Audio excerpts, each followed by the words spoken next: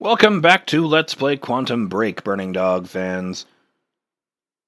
I've been meaning to mention forever that Sudden Hipley's told me about where the ripples in Act 2 were, since I had no memory of them.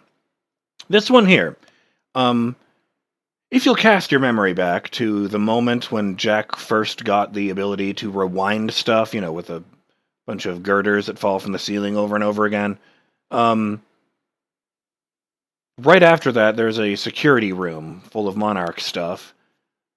And one of the things I did there was use a laptop in order to read an email. But when I did that, the animation of Jack leaning in to type on the keyboard caused him to knock a piece of paper into the trash next to the desk. And that was the gala invitation being lost. So in order to read that email, you have to cause that ripple. The other one was, I have no memory of this one, actually. I remember the gala thing falling in once it was pointed out to me, but apparently the T-Rex standee appeared in the hot mess of time shenanigans in the red zone in Will's lab. And it just vanished into thin air after I found it.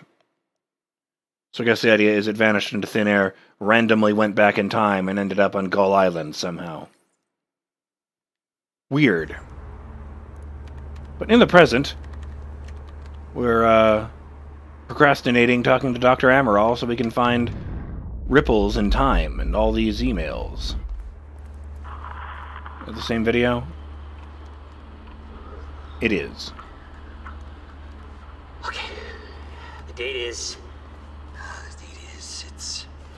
It's February 28th, 1999. William Joyce. Let's look at this. Monarch Mission Statement 1999. Monarch Solutions Mission Statement by Paul Serene, December 12th, 1999. Limited distribution for approved employees only. Look, it's already got the official logo and it hasn't changed in all this time.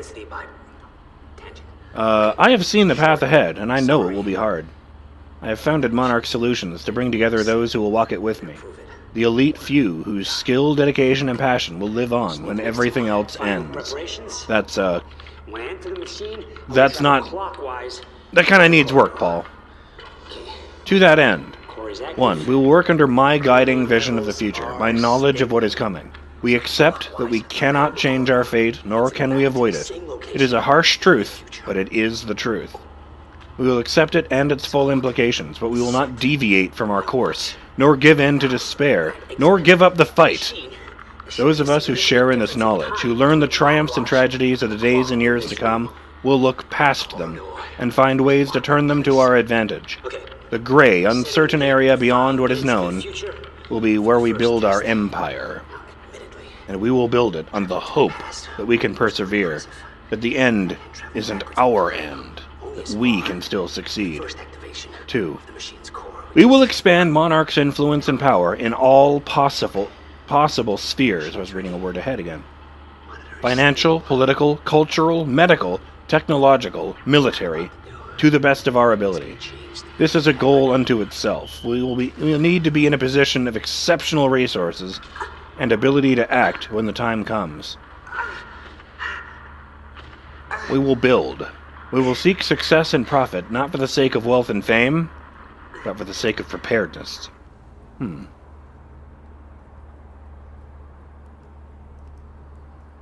I can understand that one. We will develop science and technology to counter a very specific set of circumstances. This will require extensive research and experimentation, as well as a tremendous financial cost. We will not be daunted by these challenges. We will complete our work. We will not compromise. We recognize that sacrifice is required, and we are willing to pay the cost to meet our goals. There is no alternative to this. Doubt, qualms, and sentiment are luxuries we cannot afford. Whatever we have to do is a lesser evil than the extinction of the entire human race, and to pretend otherwise is weakness. Nothing in the history of our planet has been as important as this. Nothing we have accomplished as a species matters if we fail in our mission. 5. We will not fail. There will be many challenges in the years ahead. I know what's coming. It can't be averted. There's no escaping it. But we can survive it, and we can overcome it. And we will. I am dedicating myself, this company, and every shred of willpower at my disposal to that mission. I expect the same from those who join me on it. Paul Serene.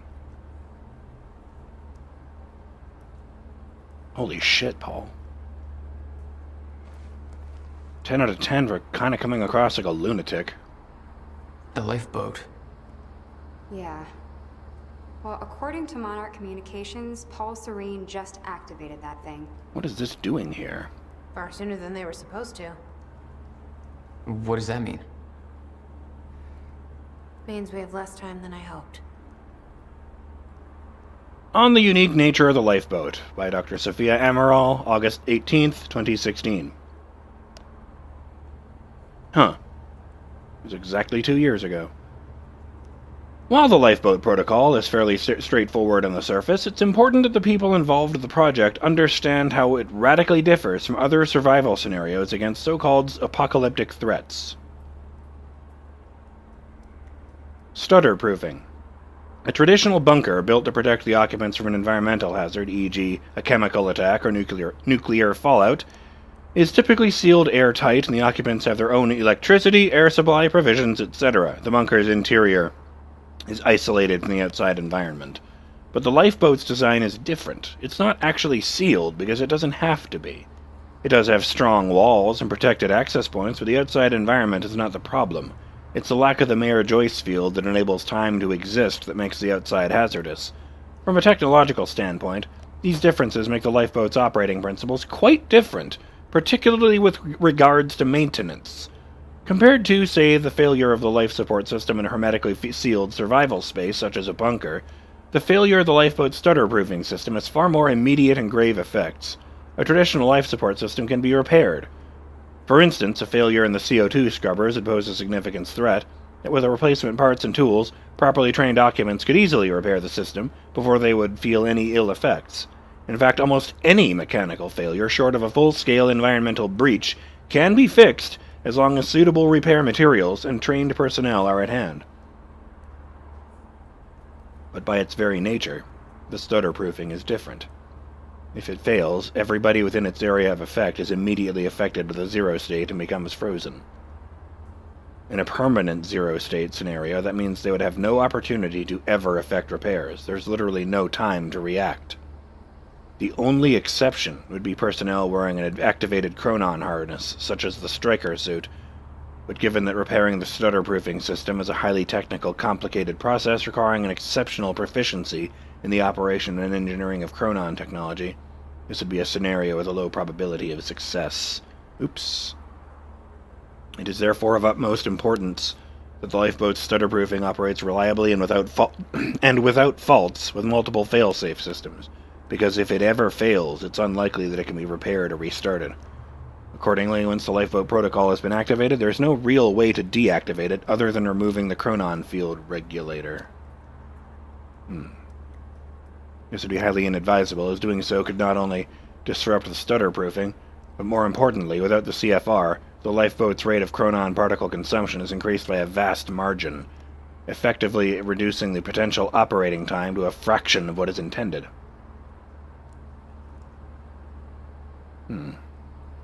Unique advantages and risks. However, it's worth pointing out that even though the lifeboat operation has unique hazards, there are also unique advantages. One such scenario is provisions, or one such advantage is in provisions. A traditional survival scenario in a bunker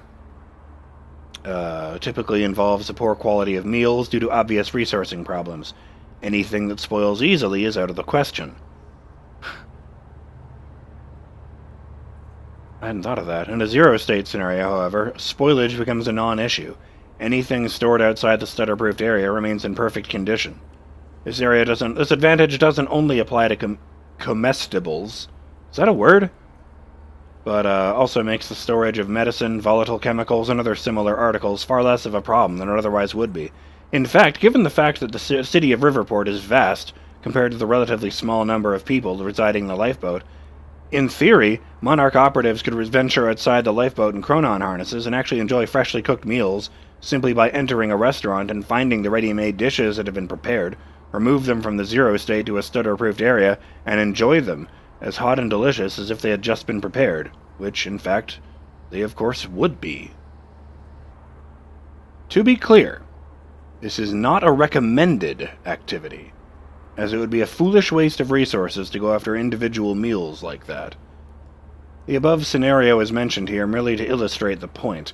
Even though the lifeboat has been designed to operate for decades of subjective time, it doesn't actually need provisions for that long. I forgot that the on-screen commands change to keyboard commands when I take a screenshot. Boop. Sorry. Distracted. Foolish waste of resources to go after individual meals like that. The above scenario is mentioned here merely to illustrate the point. Oh, yeah, there's it. Decades of subjective time, doesn't need provisions so long. If the lifeboat's own reserves start to run low, a well-planned supply run into the city could easily result in a great deal of perfectly preserved supplies.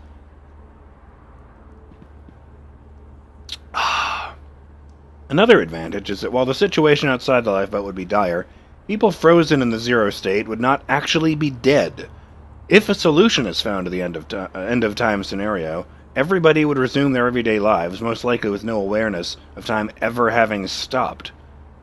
However, it's hard to know what the exact psychological impact of that knowledge on lifeboat personnel will be.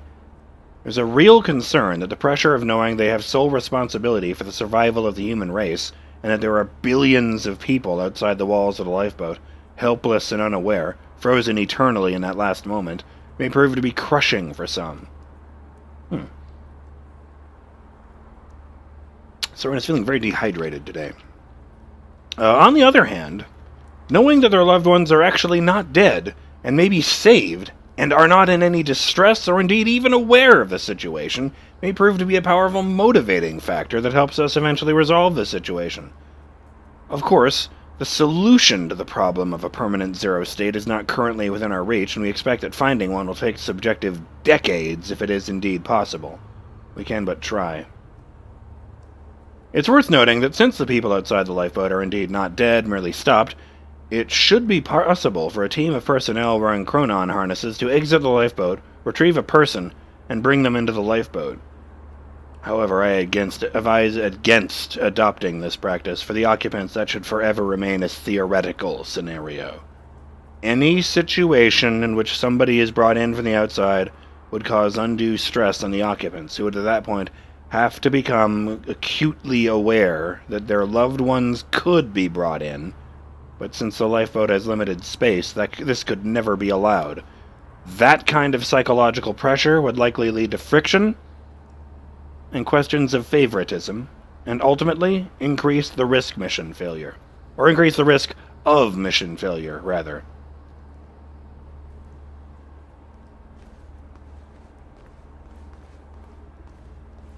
This one has a voice clip over it. Anybody here we can trust? Fiona. She's my only remaining contact on the inside. What about this Burke guy? He was under arrest in the same transport as me. Jury's still out on Burke.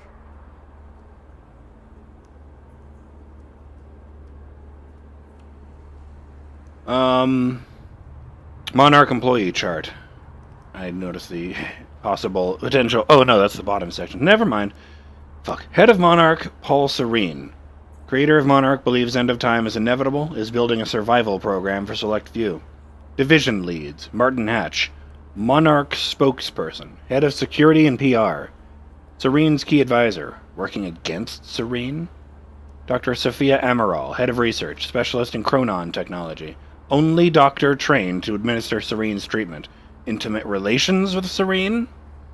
Dr. Henry Kim, previous head of research, deceased. Key enforcers. Clarice Ogawa, Monarch dispatcher, allegiance to Martin Hatch, working against Serene. Gibson, head of security, Monarch enforcer, deceased. Carlos, leader of Reaper squad, loyal to Martin Hatch, deceased. Potential allies within Monarch. Fiona Miller, Chronon researcher, confirmed ally, working with Beth from inside. Doesn't actually say that. Liam Burke, Monarch Fixer, has questioned Monarch agenda extensively, deemed Monarch traitor for assisting in Jack's escape. Charlie Wincott, Monarch Hacker, history of allegiance to Martin Hatch, current loyalty unknown. Dick.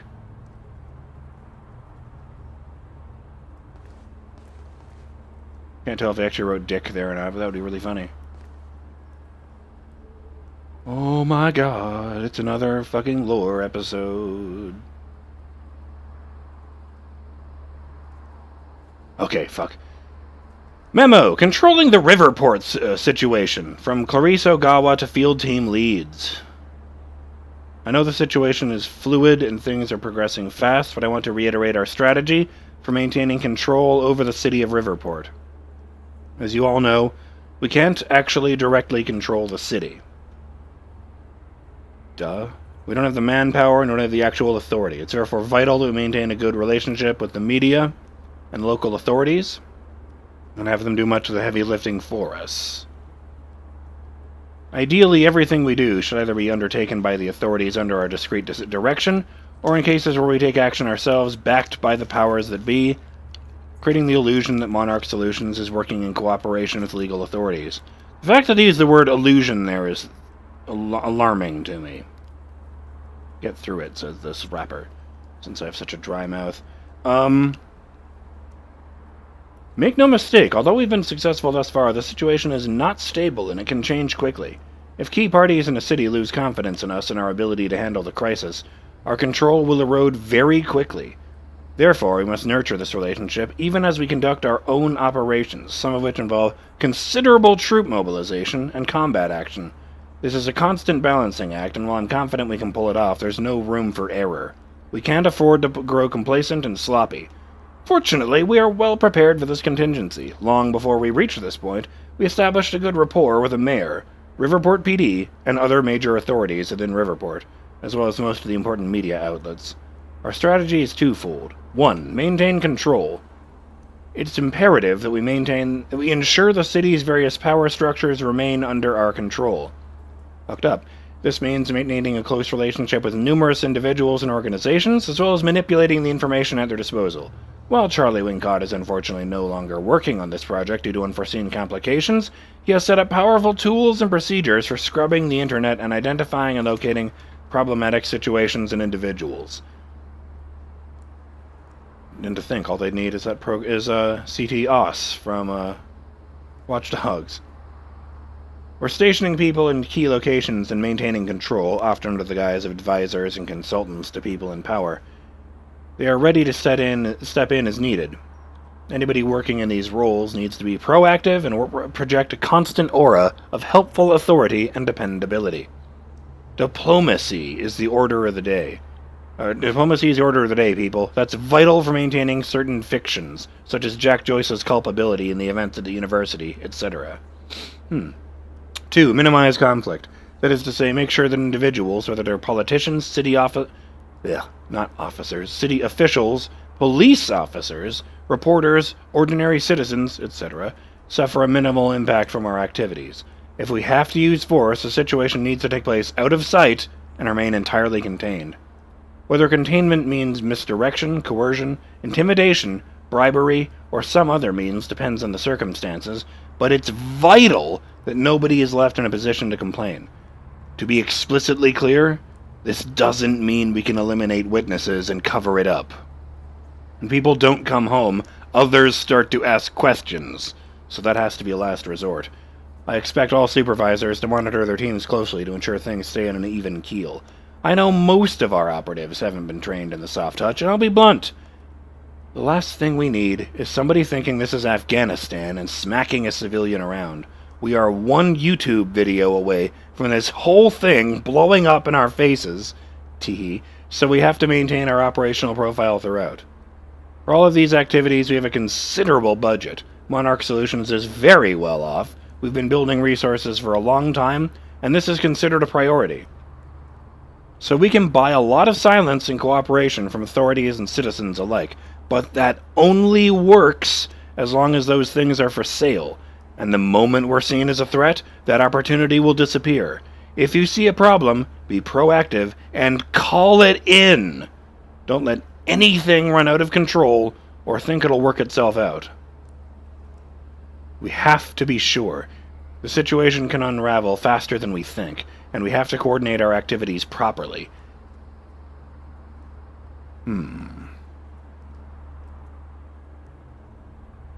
Any questions or concerns, please contact me sooner rather than later. Goodness me. Nothing but lore today. Or in this episode, anyway.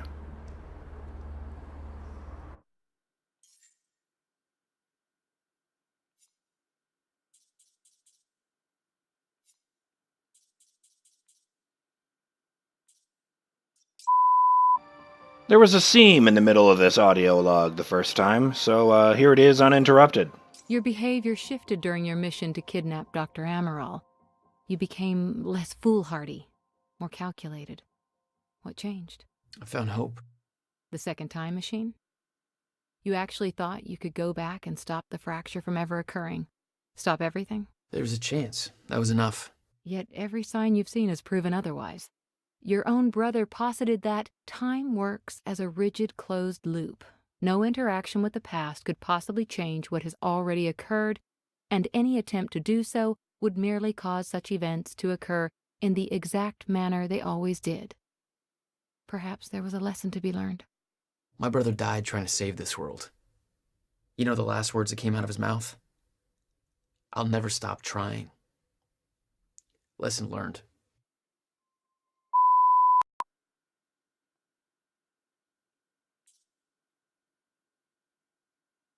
Let's talk about Serene's condition. You're aware of how it started? Ground zero.